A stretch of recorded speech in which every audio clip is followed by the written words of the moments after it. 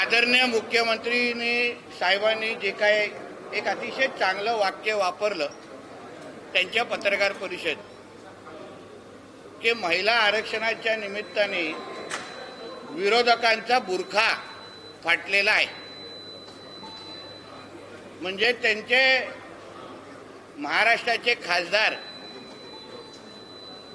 जे जे फतव्यांवर निवडून आलेले आहेत, ज्यांचे पाकिस्तानवरून त्यांचे अब्बा बसून महिला आरक्षण कसं रद्द होईल, कसा विरोध होईल, त्या दृष्टिकोनातून सातत्याने मार्गदर्शन करतात। आपण वारंवार पाहिलेलं आहे की पाकिस्तान आणि काँग्रेसची भूमिका एकच असते आणि ज्या पाकिस्तान, इस्लामाबाद, बांगलादेशमध्ये शरिया कानून लागू आहे, त्या शरिया कानूनमध्ये, कायद्यामध्ये महिलांना दिलेलं महत्त्व हे विरोधकांच्या मानसिकतेचं खरं चित्र आहे। मुळात ज्यांनी ह्यांच्या निवडणुकींसाठी जिंकण्यासाठी फतवे काढले, त्या मुल्ला मौलवींना कधीच महिलांना आरक्षण मिळावं असं कधीच आवडणार नाही। कारण का थोडा शरिया कानूनचा आपण अभ्यास केलात तर महिलांना मिळालेले अधिकार ह्याचीच भूमिका आणि आत्ता घेतलेल्या विरोधकांची भूमिका त्याच्यामध्ये साम्य आहे। आणि म्हणून यांनी कितीही आपल्या पाकिस्तानमध्ये बसलेल्या अब्बांना खुश करण्याचा प्रयत्न केला महिला आरक्षणाला विरोध करून, तरीही NDA आणि आमच्या पंतप्रधान नरेंद्र मोदी साहेबांच्या नेतृत्वात असलेलं केंद्र सरकार हे आमच्या माता भगिनींना निश्चित पद्धतीने महिला आरक्षणाचं विधेयक आणून न्याय देतील, अधिकार देतील। यांनी कितीही आमच्या माता भगिनींच्या भविष्याला अंधारात टाकण्याचा प्रयत्न केला असेल तरी हे आमच्या हिंदू राष्ट्रामध्ये आम्ही आमच्या माता भगिनींना निश्चित पद्धतीने अधिकार देऊ, हक्क देऊ, हा विश्वास या निमित्ताने मी व्यक्त करतो। हल्ली आलेले जे काही विरोधकांचे, काँग्रेसवाल्यांचे जे काही त्यांच्या भूमिका आहे किंवा टीका आहे, तुम्हाला इकडल्या आमच्या देशातल्या माता भगिनींची चिंता नाही, पण कोणतरी पाकिस्तानमध्ये बसून तुम्हा लोकांना स्क्रिप्ट लिहून देतो आणि ते तुमचा राहुल गांधी असो, इथे सुप्रियाताई असे वाचून दाखवतात, ते काय आम्ही सहन करणार नाही। यासाठी जी लढाई रस्त्यावरची लढायची आहे ती निश्चित पद्धतीने काल जसं मुंबईतला एक विराट मोर्चा निघाला, त्याच पद्धतीने महाराष्ट्राच्या सगळ्या माता भगिनींसाठी आम्ही त्यांचे भाऊ म्हणून निश्चित पद्धतीने उभे राहू आणि त्यांना ताकद देऊ।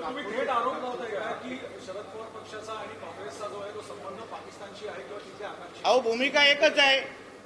तुम्ही एकदा सुप्रियाताईंची भूमिका ही लव जिहादच्या समर्थनाची आहे, तुम्ही व्हिडिओ पण असंख्य वेळी पाहिलेले आहेत। आणि म्हणून जी काही भूमिका आता ते घेत आहेत, हे काय फतवे काढल्यानंतरच खासदार झालेले आहेत।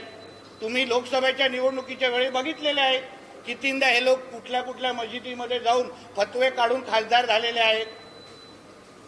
वोट जिहादच्या निमित्ताने ते निवडून आलेले आहेत। आणि म्हणून ह्या मानसिकतेचे लोक कधीच हिंदू राष्ट्रामध्ये किंवा ह्या राष्ट्रामध्ये महिलांना अधिकार मिळायला देणार नाही, हे सरळ स्पष्ट आहे।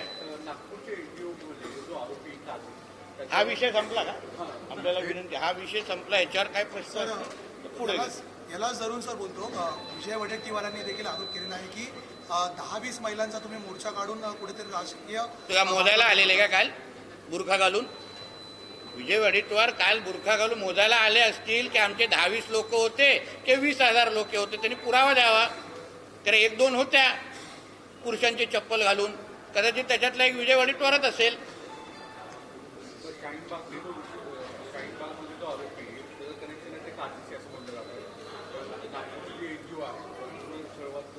अहो, हे जेवढे अतिरेकी आहेत ते सगळे हिरवेच आहेत, हिरव्या रंगाचेच असतात। दुसरा कुठला रंग दिसलेला आहे का? मग कॉर्पोरेट जिहादपासून अतिरेकीपासून कोणाचाही रंग बघितला तो हिरव्यावरच थांबतो.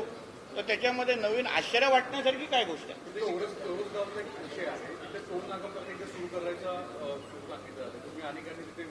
असं नोटिफिकेशन आलेलं असं आम्ही ऐकतोय. त्याच्याबद्दल आपण अभ्यास करू आणि जे लोकभावना आहे त्याचा आदर करून आम्ही भूमिका घेऊ त्याच्यात. त्याच्यात काय विषय आहेत ते नाही.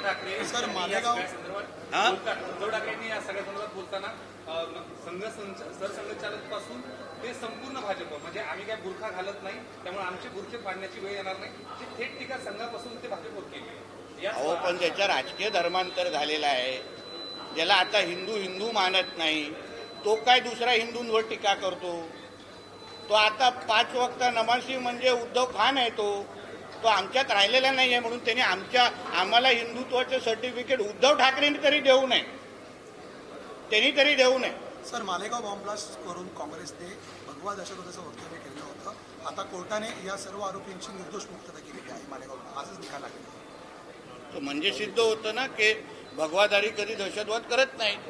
त्यावेळी हिंदूंच्या विरुद्ध षडयंत्र करणारा काँग्रेस. म्हणून तर मी आता जी भूमिका बोलली ना की पाकिस्तान आणि काँग्रेसची भूमिका एकच असते. ISI, अल कायदा, PFI आणि काँग्रेसची भूमिका एकच असते. जे इस्लाम राष्ट्र शरिया कानून मानतात त्यांची आणि काँग्रेसची भूमिका एकच असते. आणि म्हणूनच ते हे लोक महिला आरक्षणाला विरोध करतायत. कारण का त्यांच्या कधीतरी आपण कुराण उघडून पाहिलं तर तिथे कळेल महिलांना किती महत्व काय महत्व आहे. मग त्याच्यावरून कळेल काँग्रेस आणि जे त्यांचे इंडिया अलायन्सचे साथीदार आहेत ते या महिला आरक्षणाला का विरोध करतायत. हे सगळं शरिया कानूनातूनच कळतं. ज्याचे हे लोक मानकरी आहेत. नाशिक नंतर पुण्यामध्ये देखील एका मल्टीनॅशनल कंपनीमध्ये तिथली विश्रांती कक्ष आहे त्याचा वापर एका धार्मिक विधीसाठी केला जात असता असा आता हे कॉर्पोरेट जिहादच्या निमित्ताने असंख्य जागी जिथे जिथे ह्या गोष्टी होत आहेत. आम्हाला एक समाधान वाटतंय की त्या कॉर्पोरेटमध्ये होणारा जो जे आहे त्या संबंधित आता माता भगिनी असो किंवा जे पीडित ते बाहेर येऊन बोलायला लागलेले आहे. हाच तर आमच्या हिंदुत्ववादी सरकारचं खरं यश आहे. आमच्या मुख्यमंत्र्यांवर असलेला विश्वास आहे. बोलल्यावर आम्हाला न्याय भेटतो. ही जी भूमिका हा जो विश्वास आमच्या त्याच्या कॉर्पोरेट कंपनीमध्ये पीडित लोकांचा आहे ना तोच आमचं खरं यश आहे. त्यांनी अजून येऊन बाहेर बोलावं. मी तर हेही पुढे बोलतो. जसं आता शाळेमध्ये स्कूल्समध्ये हिजाब घालू की नाही बुरखा घालू की नाही हा प्रश्नचिन्ह आहे तसंच कॉर्पोरेट कंपन्यांमध्ये हिजाबला परवानगी देऊ की नाही बुरखाला परवानगी देऊ की नाही ह्याच्या बाबतीमध्ये पण भूमिका घेतली पाहिजे. कारण का नेमकं आपण हिजाब घालायला देतो बुरखा घालायला देतो त्याच्यामुळे बाकीच्या लोकांना पण बुरखा घालण्याचे जे काही जबरदस्ती चालू आहे ना ते त्या निमित्ताने बंद करावं. नाहीतर आम्ही आता लेन्स कार्ड सारख्या कंपनीमध्ये टिकायला परवानगी नाहीये मग बुरखाला काय तिथे मग बुरखाला पण बॅन करा सगळीकडे. कॉर्पोरेट कंपनीमध्ये बुरखा घालू नये ही अशी भूमिका घेण्याची वेळ आलेली आहे. नाशिक नंतर पुण्यात देखील काही मल्टीनॅशनल कंपनीजमध्ये अरे तो झाला की तोच प्रश्न आहे. उद्धव ठाकरे परत एकदा असतील असं सांगितलं. उद्धव ठाकरे परत इच्छुक आहेत. लाचारच माणूस आहे. तुझ्या गावाचं सरपंच पदासाठी पण उद्धव ठाकरे इच्छुक होईल. तो लाचारच आहे. त्याच्यामध्ये नवीन काय? अहो तुम्हाला माहिती असेल तेव्हा त्यांचं सरकार पडलं तेव्हा ह्याच लाचारांनी सांगितलेलं ना की मी विधान परिषदेचे पण राजीनामा. कुठे गेला राजीनामा? आता नाक घसटत सगळीकडे फिरेल. आमच्या फडणवीस साहेबांना लपून फोन करणार बाकीच्या लोकांना कुठेही फिरेल. आता कुठेही फिरेल. म्हणजे उद्या विधान परिषदेनंतर आता सरपंच पद येतात. आता ग्रामपंचायती निवडणुका तिथे पण उद्धव ठाकरे इच्छुक. हिंदी में बताइए कि आज देखिए महिला आरक्षण के बारे में जो कोई इंडिया अलायंस और कांग्रेस की भूमिका है जैसे हमारे आदरणीय मुख्यमंत्री जी ने कहा कि महिला रिजर्वेशन के बारे में इनका बुरखा फट गया है वो बहुत सही जवाब है. क्योंकि ये जिनके फतवे के निकालने के वजह से इनके जो सांसद चुन के आए हैं इनको लोकसभा के वक्त फतवा इनके लिए निकला तभी जाके सांसद बन के चुन के आए हैं वोट जिहाद के नाम पे. वो इनके पाकिस्तान में बैठे हुए अब्बा जिनके इस्लामिक देशों में शरिया कानून लागू है वो इनको कभी हमारे हिंदू राष्ट्र के महिलाओं को कभी भी आरक्षण मिलने देंगे नहीं. क्योंकि ये शरिया कानून मानने वाले लोग हैं, जो इस्लामिक राष्ट्र में शरिया कानून माना जाता है, और वो शरिया कानून का थोड़ा आपने स्टडी किया तो उसमें महिलाओं को क्या दर्जा दिया है, क्या स्टेटस दिया है, उससे मालूम पड़ेगा कि कांग्रेस और इंडिया अलायंस की भूमिका और पाकिस्तान की भूमिका में कुछ फर्क नहीं है।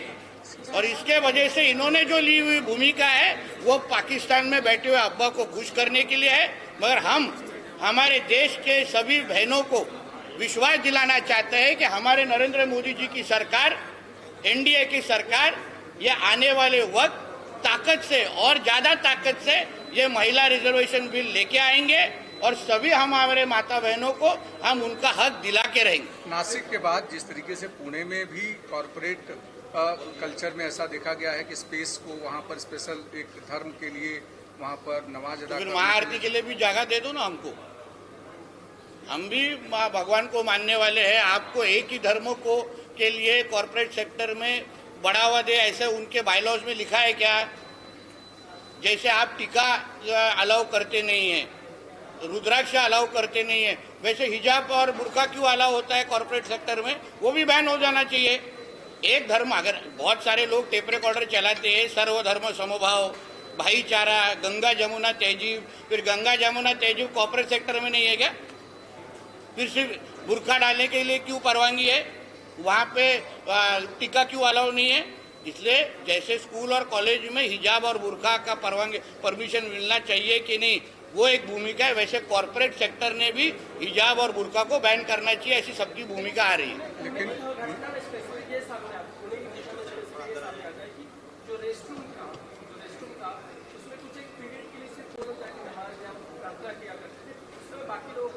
रेस्टरूम और टॉयलेट हाँ टॉयलेट सही जगह है। नहीं रेस्ट में सोने की आराम हाँ, आराम.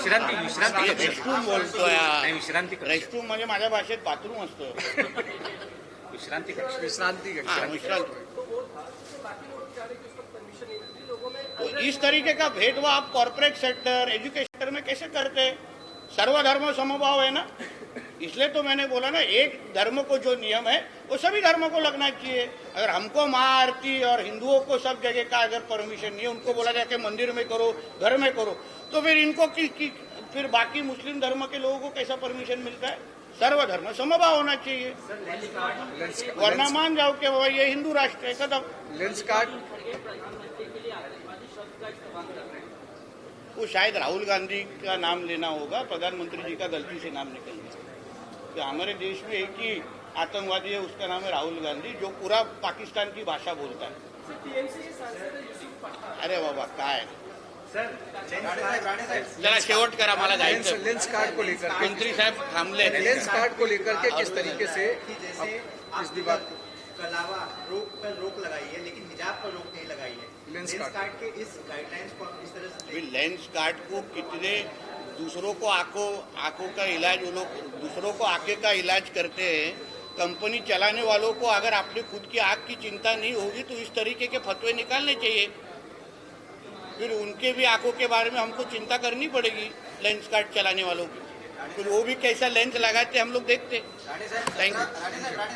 चल शेवट खालती बसलाय म्हणून 17 तारखेला एक माडाचा कार्यक्रम होता मोतीलाल नगर पुनर्विकासाच्या संदर्भात। माडाचे उपाध्यक्ष आणि संजीव जायस्वाल यांचे वक्तव्य आले की एकंदरीत त्या सभेमध्ये पण त्याच्या बाबतीत चौकशी चालू आहे ना, चौकशी बाबतीत बघा, एक लक्षात घ्या, आदरणीय मुख्यमंत्री साहेबांची जी भूमिका आहे ती आमच्या सगळ्यांची आहे। सरकार म्हणून योग्य ते चौकशी पण होईल आणि कोण चुकला असेल तर कारवाई होईल।